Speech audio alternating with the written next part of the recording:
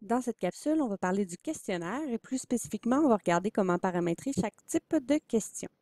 Donc, on va commencer par aller dans notre site de cours. Lorsque vous créez un nouveau questionnaire, à l'étape 2 de 4, c'est l'étape où on ajoute les questions. Si vous voulez avoir plus d'informations sur vraiment les 4 étapes de création d'un questionnaire, il y a une autre capsule à ce sujet-là. On a aussi de la documentation en ligne sur le site d'aide. La capsule que vous écoutez présentement, on va vraiment s'attarder à chaque type de question. Commençons par choix de réponse, sélection unique. Avant de compléter les différents champs, on va aller voir un exemple en contexte. Donc, actuellement, je suis dans une copie questionnaire d'un étudiant. On peut voir ici, j'ai une question à sélection unique. Donc, je peux choisir un des deux. Il pourrait voir ici que la bonne réponse était faux. Et ici, on a mis une rétroaction et on a aussi un pointage. Donc, on va aller voir comment on fait pour paramétrer tout ça. Donc, ici, on va venir remplir pour mettre notre énoncé. Vous voyez ici, on a une barre de style qui apparaît, donc vous pouvez changer un peu la mise en forme, ajouter des liens par texte, des images, des vidéos, de l'audio, des tableaux, plusieurs choses pour vraiment bien compléter votre question. Ensuite, on vient écrire nos choix de réponse et on identifie la bonne réponse. Si vous manquez d'espacement pour entrer vos choix de réponse, vous pouvez cliquer ici sur le menu, les 3 petits points, ajouter des choix et vous ajoutez des espaces. Ensuite, on a la rétroaction. On a plusieurs types de rétroaction qu'on peut paramétrer. Si on clique sur modifier, on peut aller faire des rétroactions générales pour la question. Donc, quelle que soit la réponse, on va avoir un petit texte qui apparaît. Positive, négative pour la question. On peut aussi en composer par choix de réponse ou désactiver la justification. Je pourrais venir mettre, par exemple, ici, ma rétroaction. Nos paramètres de question sont faits. On va aller dans paramètres avancés. On peut commencer par donner un titre abrégé à notre question. Ça sert soit à vous ou au correcteur pour être capable de repérer les questions plus facilement dans une liste. Justification, vous avez le choix de mettre aucune justification ou de demander une justification obligatoire pour l'étudiant. Si vous demandez des justifications obligatoires, il faut que vous sachiez, la question va être corrigée de façon automatique, mais la justification, elle, n'est pas corrigée de façon automatique. Donc, si vous la demandez, vous allez avoir besoin de venir publier les copies corrigées aux étudiants. Si vous prenez justification obligatoire, vous pouvez ajouter des critères de correction à l'intention de vous ou du correcteur. Il nous reste les paramètres d'affichage des choix de réponse. Donc, on peut décider d'afficher les choix de réponse dans l'ordre de saisie, l'ordre alphabétique ou aléatoire. On recommande toujours de mettre aléatoire pour limiter les risques de plagiat. Et l'étiquette, c'est ce qui va s'afficher en avant du choix de réponse. Donc, si je fais OK, ma première question est paramétrée. On va aller pour le deuxième type. Si je viens ajouter une question et cette fois-ci, je prends à choix de réponse sélection multiple. Donc, même chose que tout à l'heure, on va aller voir à quoi ça ressemble. Laquelle de ces villes ont accueilli les Jeux olympiques d'été? Donc, l'étudiant pourrait venir répondre. Là, je vous réponds ça comme ça ici. Rétroaction, vous voyez ici, ma rétroaction est en rouge. Donc, c'était une rétroaction de mauvaise réponse qui était paramétrée. Et les points, l'étudiant a perdu tous ses points comme il n'y avait pas eu la bonne réponse. Donc, on va aller voir comment paramétrer ça. On revient ici dans notre questionnaire. On va commencer en allant mettre l'énoncé. Ensuite, on va vers les choix de réponse.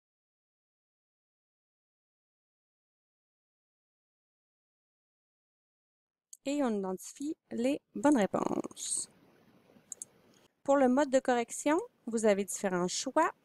On peut prendre mode tout ou rien. Donc, si l'étudiant a la bonne réponse, il a les points. S'il a la mauvaise réponse, il va avoir 0 point. Mode cumulatif automatique.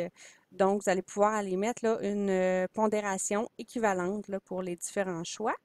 Et pondération des mauvaises réponses est nulle. Et mode cumulatif manuel, vous pouvez y aller avec des pondérations de mauvaises réponses négatives. Ensuite, la rétroaction. Tout à l'heure, on a essayé la générale. On va aller faire positive ou négative. Donc, vous voyez que j'ai un onglet pour la rétroaction positive et un onglet pour la rétroaction négative. On va aller compléter ça. Et je refais pareil pour la négative. Donc, mes paramètres ici de questions de base sont faits. On va aller dans paramètres avancés. C'est vraiment le même principe ici que choix de réponse sélection unique qu'on a fait tout à l'heure. Donc, un titre abrégé. On peut aller demander une justification obligatoire à l'étudiant, des critères de correction qui apparaissent seulement à vous et au correcteur. Et on peut aller le paramétrer l'affichage des choix de réponse, donc aléatoire ou dans un certain ordre, et changer l'étiquette qui est en avant des différents choix de réponse. Donc, c'est ce qui fait le tour pour notre deuxième type de questions. On continue avec les questions à réponse courte. Vous voyez ici que le formulaire est un peu différent. On est rendu avec des zones, avec des réponses acceptées. On va aller voir réponse courte, à quoi ça ressemble pour l'étudiant. J'ai une question à réponse courte. Que signifie PIB? Corriger. Et là, on voit que c'est la bonne réponse. Le système a corrigé automatiquement. Il va falloir faire attention, là, par exemple, aux réponses acceptées. Je vais vous en parler un peu quand on va regarder. Et vous pouvez mettre une rétroaction ici. Donc, pour l'exemple, je vais venir mettre une question différente là, pour vous montrer un peu les réponses acceptées. On va y aller pour qui a été élu premier ministre du Canada aux élections de 2015. Vous voyez ici là, que c'est quand même différent de tout à l'heure avec les différents choix de réponses. On est rendu avec des réponses acceptées. Pour le nombre de zones de réponse, ici, on veut que l'étudiant puisse écrire la réponse à une place. Donc, on peut dire une zone de réponse. Si, supposons, je pose une question là, avec plusieurs réponses. Donc, quelles caractéristiques un objectif SMART doit-il posséder? Donc, on va rentrer 5 caractéristiques différentes dans 5 champs. Bien là, on pourra aller choisir 5 zones de réponse. Dans l'exemple ici, on va faire seulement avec une zone de réponse. Si vous avez des questions là, sur les différentes zones de réponse, vous pourrez aller voir la documentation en ligne. Donc, pour les réponses acceptées, zone 1, on doit aller dire là, quelle réponse on veut que le système accepte comme étant les bonnes réponses. Donc, on peut commencer par la bonne réponse, mais on peut aussi aller essayer là, de prévoir des erreurs là, que les étudiants pourraient faire. Supposons ajouter ici une autre réponse acceptée dans la zone 1 et dire que s'il se trompe et ajoute ça ici, il peut avoir tout de même la bonne réponse. Donc là, il y aurait quand même beaucoup de réponses à accepter qu'on pourrait aller indiquer. Quelque chose qu'on peut faire, c'est de venir ajouter une astérix. Comme ça. Donc ça prend en compte là, que si l'étudiant a cette réponse-là et ensuite qu'il y a une suite de caractères, donc je vous l'écris à côté, là, ça pourrait être par exemple AULT, s'il vient d'écrire juste des O, mais soyez au courant aussi que s'il écrit là, toute autre chose, si j'ai une suite de caractères après mon étoile, le système va l'accepter. Et faites attention aussi, là, de cette manière-là, on est capable de prévoir des cas, mais si l'étudiant vient par exemple mettre un double T ici, mais là, le système va le considérer comme étant mal, sauf si vous le mettez dans vos réponses acceptées.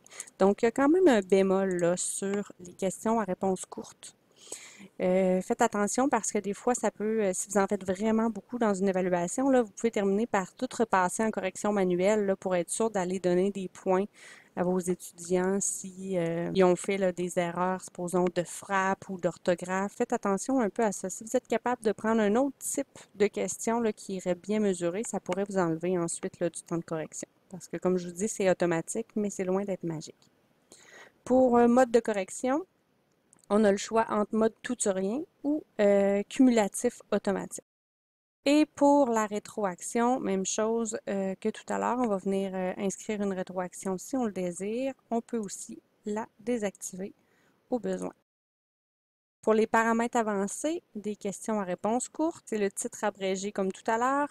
Et on peut venir ici mettre des règles de correction. Vous pouvez aussi là, venir changer ça comme ça. C'est ce qui fait le tour pour le type de question-réponse courte. Maintenant, la question à développement. On va aller aussi voir qu'est-ce que ça peut donner en exemple. Ici, j'ai ma question. En 100 mots maximum, expliquer qui est Rosa Parks. On peut ajouter une image si on désire. Et l'étudiant a vraiment une zone de texte pour répondre.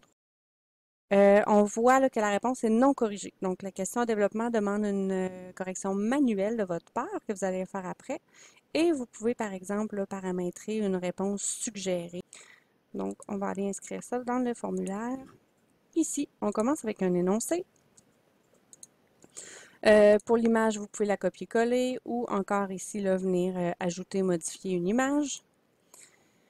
On vous conseille là, de mettre des consignes quand même assez claires relativement là, au nombre de mots que vous voulez avoir, juste pour ne pas vous ramasser là, à corriger des textes d'une longueur indéfinie. Ici, vous pouvez décider d'avertir l'étudiant lorsque sa réponse, ici dans notre cas, dépasse 100 mots. Ça ne lui bloquera pas là, le champ de texte, mais il va pouvoir là, avoir une indication en rouge. Vous pouvez venir pré-remplir la zone de rédaction du texte.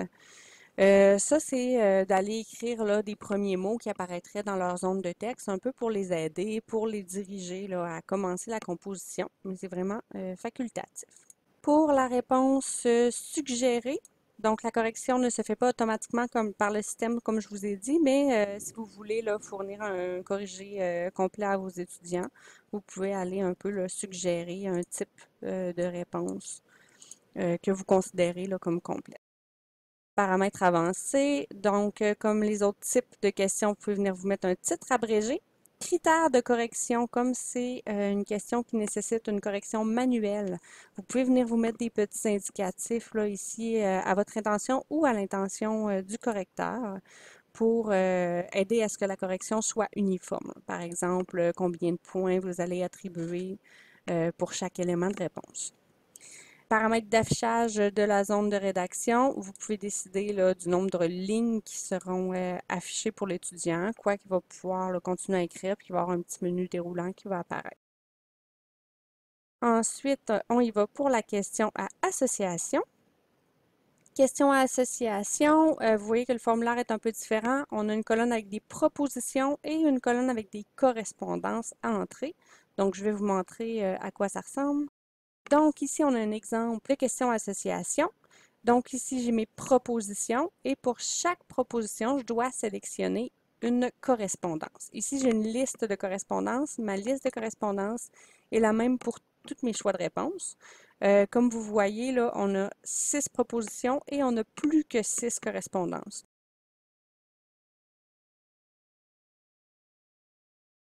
Donc, je reviens dans mon formulaire, je commence avec mon énoncé. Je viens inscrire les propositions. Donc, les propositions, là, c'est vraiment ce qui va apparaître dans la colonne de gauche, comme je vous ai montré. C'est ce que vous allez avoir à la base. Donc, on descend, on va écrire toutes les propositions nécessaires. Si vous souhaitez avoir plus de champs pour les propositions, vous cliquez ici sur le menu, les 3 petits points, et vous allez pouvoir aller ajouter des propositions. Une fois que les propositions sont là, on va aller définir les correspondances. Donc, pour définir les correspondances, on vient aussi dans le menu ici, les 3 petits points, et on dit « Définir les correspondances ». Tout à l'heure, comme je vous ai montré, on peut avoir plus de correspondances que de propositions.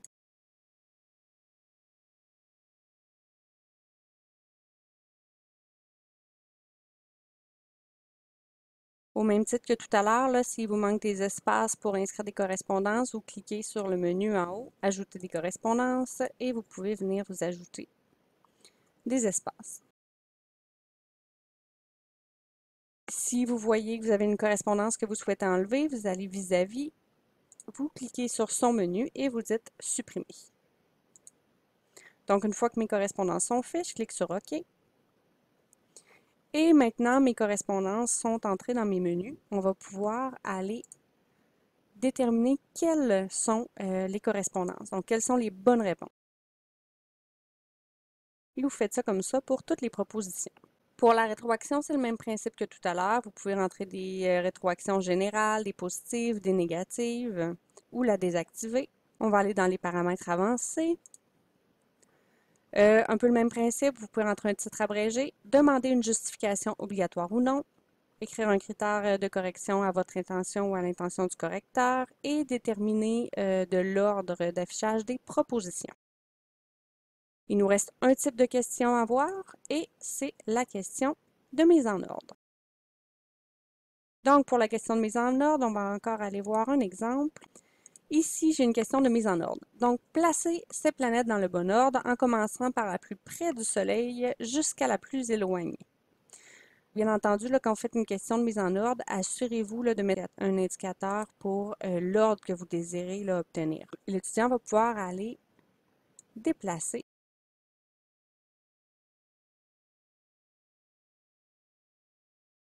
Donc ça ici, comme vous voyez, ça se fait très bien à l'ordinateur. Il faut savoir que ce type de question-là ne fonctionne pas très bien sur appareil mobile.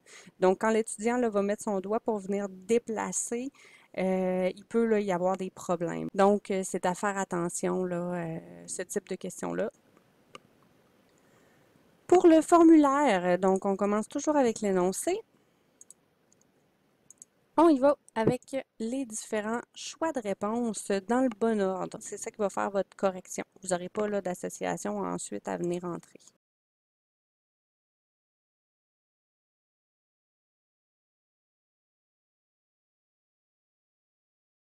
Si vous voyez qu'il manque d'espacement pour mettre votre liste de choix de réponse, c'est le même principe que tout à l'heure. On remonte et on vient ici vis-à-vis le bandeau du haut, ouvrir le menu et on peut venir ajouter des choix.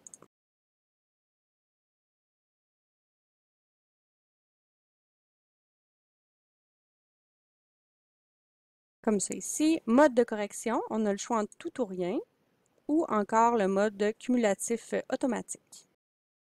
Vous pouvez aller entrer une rétroaction. Et si on y va pour les paramètres avancés, on peut entrer un titre abrégé, demander une justification obligatoire ou non, et aller entrer des critères de correction à votre intention ou à l'intention du correcteur. On a ajouté une question de chaque type, donc n'oubliez pas là, à mesure ou à la fin d'aller ajuster les pointages de chaque question pour que ça reflète là, la pondération que vous souhaitez donner à chaque question dans votre questionnaire. C'est ce qui fait le tour des paramètres des différents types de questions. Si vous avez d'autres questions, n'hésitez pas à aller consulter la documentation en ligne sur le site d'aide. Donc, merci beaucoup et bonne journée.